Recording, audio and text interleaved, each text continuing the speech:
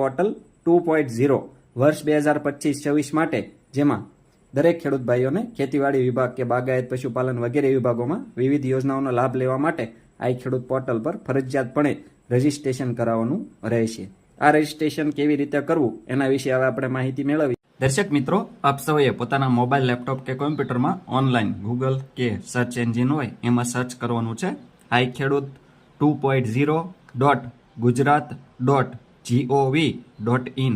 આટલું સર્ચ કરીએ ત્યારબાદ દર્શક મિત્રો આઈ ખેડૂત પોર્ટલમાં ફાર્મર રજીસ્ટ્રેશનની અંદર આપ સૌએ અહીંયા આગળ આપ સૌને આ મુજબની વેબસાઇટ જોવા મળશે, જેમાં આપ સૌએ અહીંયા આગળ જમણી બાજુ ઉપર લોગિનનો ઓપ્શન જોવા મળશે. એ લોગિન ઉપર ક્લિક કરવું. એના ઉપર ક્લિક કરશો દર્શક મિત્રો, ત્યારબાદ અહીંયા આગળ આપ સૌને આ મુજબનું ટેબ જોવા મળશે, જેમાં આપ સૌએ click here for beneficiary registration એના ઉપર ક્લિક કરવું.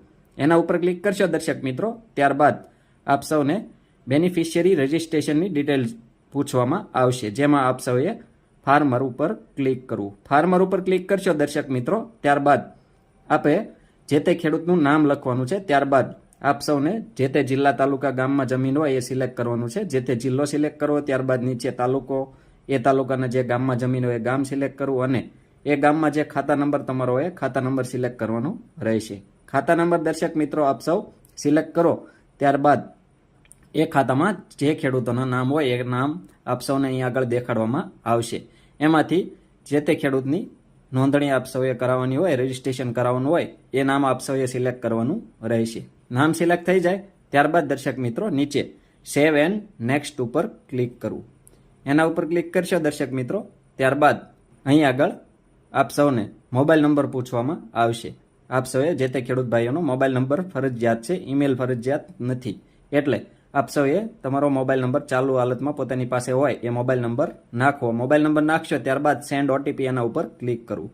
સેન્ડ ઓટીપી ઉપર ક્લિક કરશો દર્શક મિત્રો, ત્યારબાદ આપના મોબાઈલમાં એક ઓટીપી આવશે. એ ઓટીપી વેરીફાઈ કરવામાં આવશે. ત્યારબાદ જમણી બાજુ પાસવર્ડ પૂછવામાં આવશે. આપ સૌએ પાસવર્ડ એક સેટ કરવાનો છે. દાખલા તરીકે જે તે ખેડૂતનું નામ હોય ખોડાભાઈ, તો એમાં કે કેપિટલ કરીને KHODABHAI@1234 દાખલા તરીકે આવો પાસવર્ડ આપ સૌ સેટ કરી શકો છો. એ જ રીતે પાસવર્ડ સેટ કરીને જમણી બાજુ અહીં આગળ કન્ફર્મ પાસવર્ડ એના ઉપર આપ સૌએ ફરીથી એ પાસવર્ડ નાખવાનો છે. એ પાસવર્ડ નાખો ત્યારબાદ દર્શક મિત્રો નીચે કેપ્ચા કોડ અહીં આગળ આપને પૂછવામાં આવશે. કોઈ પણ રકમ હોય એનો સરવાળો, ગુણાકાર, બાદબાકી જે કંઈ પણ હોય તો અહીં આગળ 15 + 7 એટલે 22 એવો કોઈ પણ આપને રકમ દેખાડવામાં આવે તો એનો સરવાળો કરીને આપ સૌ અહીં આગળ લખીને ત્યારબાદ નીચે સબમિટ ઉપર ક્લિક કરવું.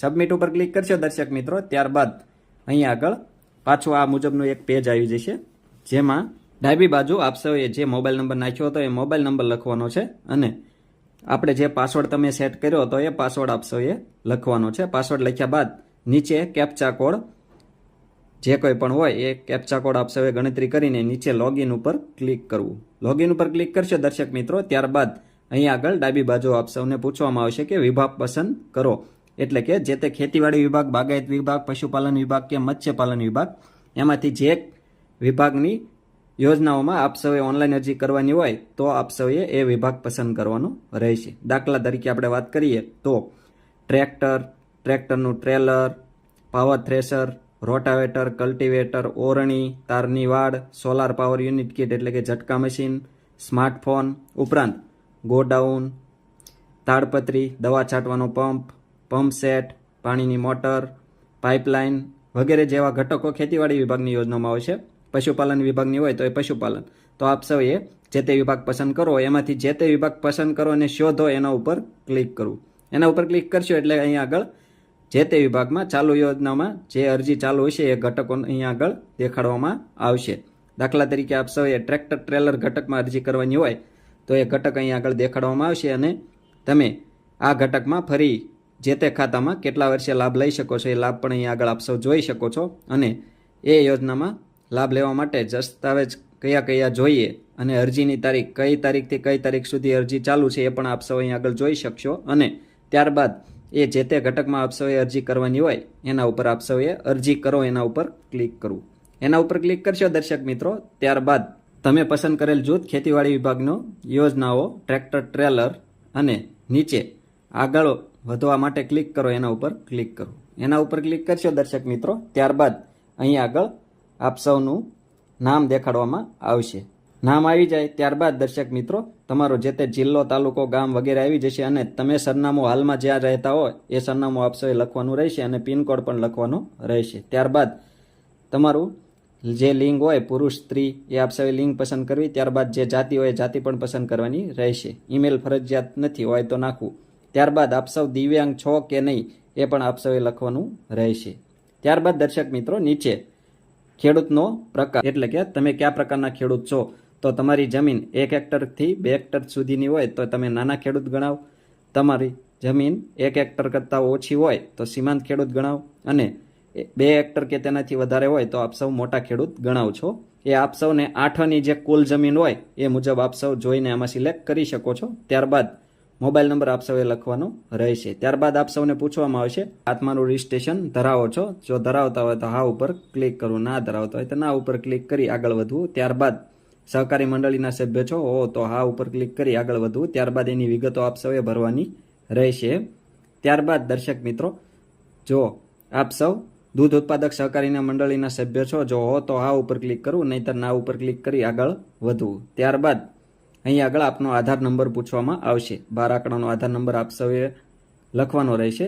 ત્યારબાદ દર્શક મિત્રો નીચે સેવ એન્ડ નેક્સ્ટ એના ઉપર ક્લિક કરવું. એના ઉપર ક્લિક કરશો દર્શક મિત્રો, ત્યારબાદ આપની બેંકની વિગતો પૂછવામાં આવશે. જેમાં આપનું જે બેંકનું ખાતું હોય એનો બ્રાન્ચનો જે IFSC કોડ હોય એ IFSC કોડ આપ સૌએ અહીં આગળ લખવાનો છે.